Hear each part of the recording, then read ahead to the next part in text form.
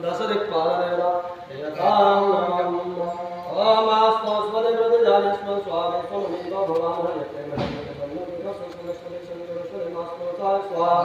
ओम रमणे स्वाहा ओम विष्णुवे स्वाहा ओम इंद्राय स्वाहा ओम स्वाहा कालाय स्वाहा ओम विष्णुभक्ताय स्वाहा